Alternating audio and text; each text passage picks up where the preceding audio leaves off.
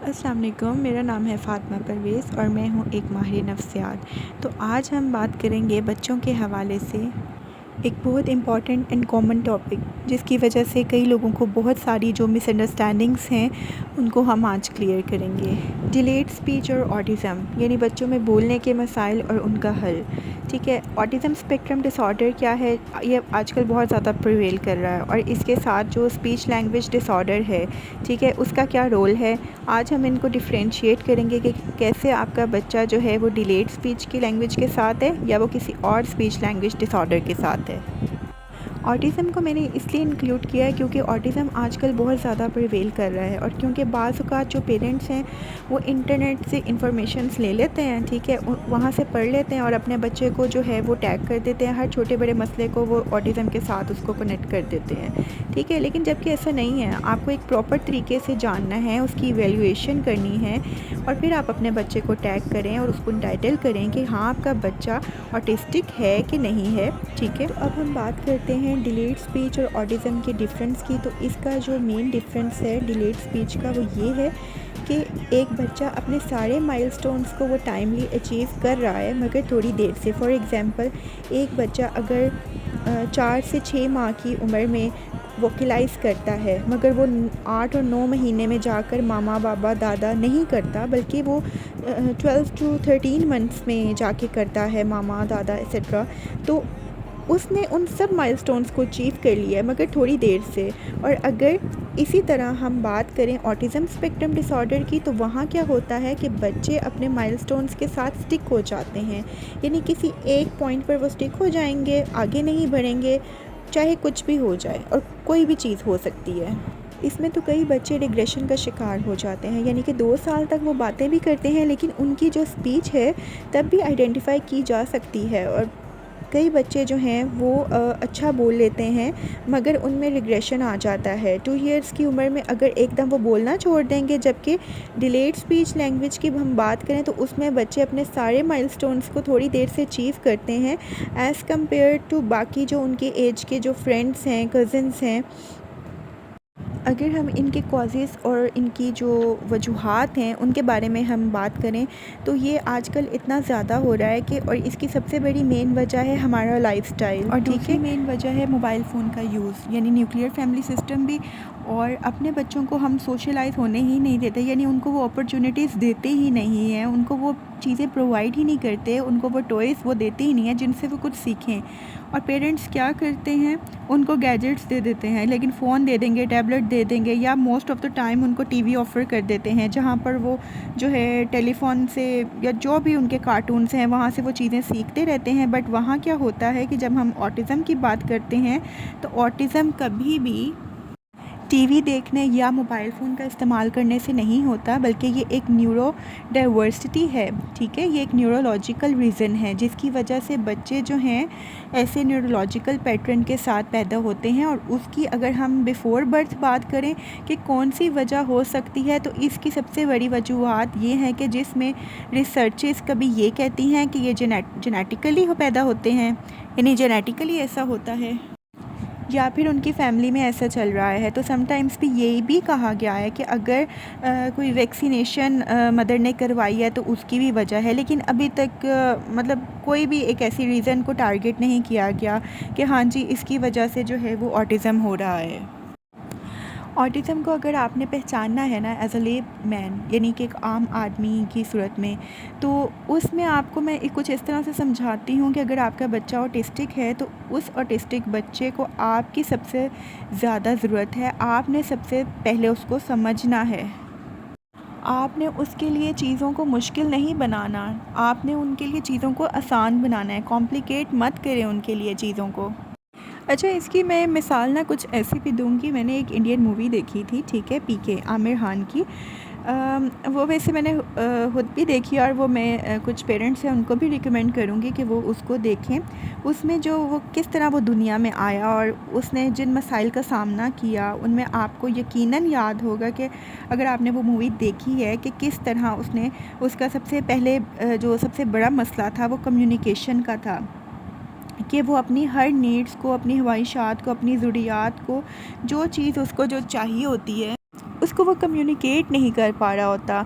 उस कम्युनिकेशन के साथ जुड़े हुए और बहुत से मसाइल थे, ठीक है। फिर वो गलतियाँ करता था और वो मिस्टेक्स कर के उनसे सीखता था। जबकि स्पीच लैंग्वेज थेरेपी आपको प्रॉपर एक प्लेटफॉर्म बताती है कि कैसे आपने उन सारे मसाइल से अपने बच्चे को निकालना है।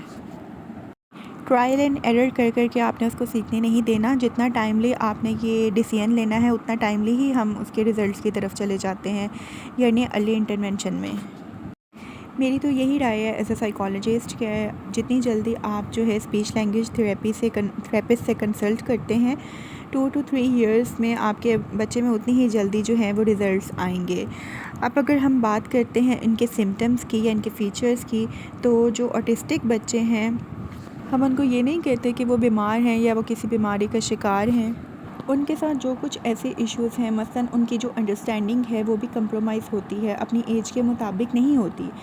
लाइक अगर वो 5 साल के हैं तो अभी भी उनकी जो सलाहियत है वो 1 से 1.5 साल के बच्चे जितनी होगी। तो फिर हम उसकी भी इवैल्यूएशन करते हैं, उसकी प्ले को हम देखते हैं कि कैसे वो खेलता है और किन खिलौनों के साथ वो खेलता है, कितनी देर खेलता है, दूसरे लोगों को कैसे वो रिस्पॉन्स करता है, चाहे वो उसकी अपनी माँ है या उसके फादर हैं या उसके फैमिली है या फैमिली के कोई भी जो है वो मेंबर्स हैं, उसके बहन भाई हैं, उनके साथ उसका इंटरेक्शन कैसा है, वो अपने बहन भाइयों के साथ कैसे खेलता है, उसका इंटरेक्शन उन लोगों के साथ कैसा है और उसकी सोशलाइजेशन कैसी है उनके साथ साथ जो है वो हम उसके रेपिटेटिव बिहेवियर्स को भी जो है हम नोट करते हैं, उसकी हर चीज़ को। यानी कुछ ऐसे behaviour, for example button on of करते रहना या टैब्स खोल देना और ऐसी चीज़ें करना जो उनको अच्छा लगता है और वो दिन में बार बार उसको करते हैं। अगर वो हफ़्ते में 1 या 2 बार उनको करते हैं तो फिर हम उनको रेपिटेटिव बिहेवियर नहीं कहेंगे। इसी तरह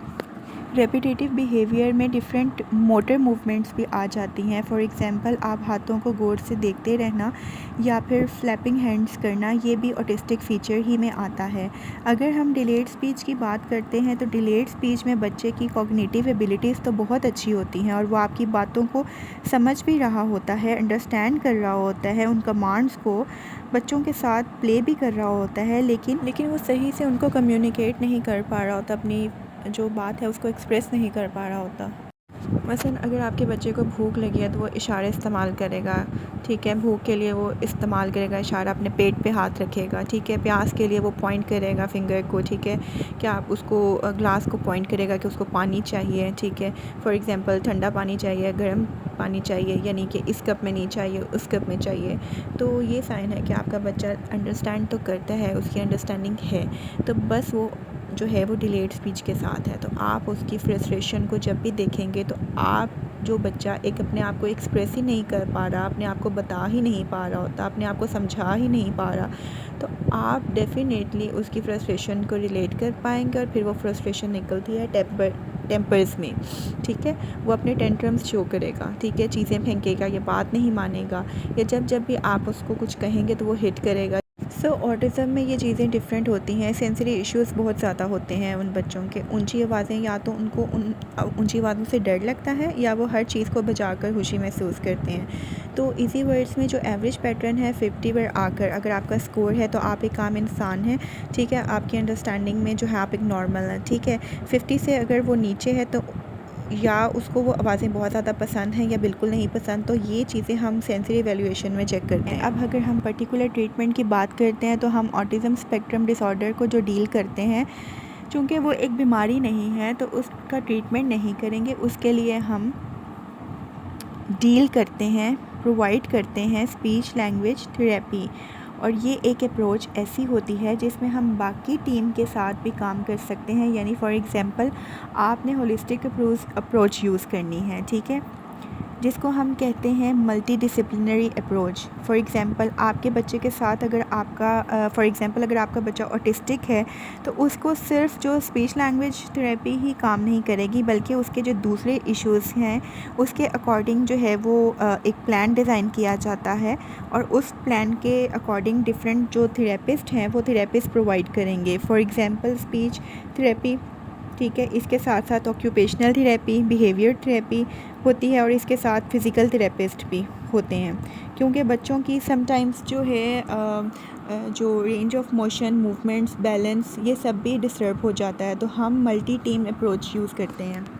ऑटिस्टिक बच्चों के लिए किसी भी किस्म की जो मेडिकेशन है या सर्जरी यूजुअली अभी तक कोई इसको सपोर्ट नहीं करती कि वो इसको बिल्कुल ठीक कर देगी। सो ऑटिज़म स्पेक्ट्रम डिसऑर्डर के लिए रिकवरी या ट्रीटमेंट जैसे जो अल्फाज हैं वो हम यूज़ नहीं करते। ये बच्चे जो हैं वो बेहतरीन ज़िंदगी जो है गुजार सकते हैं, हम उनको अगर टाइमली दिखाते हैं या उनके बिहेवियर्स पर हम टाइमली वर्क करते हैं तो उतना ही टाइमली वो इन सब चीज़ों से बाहर निकल आएंगे।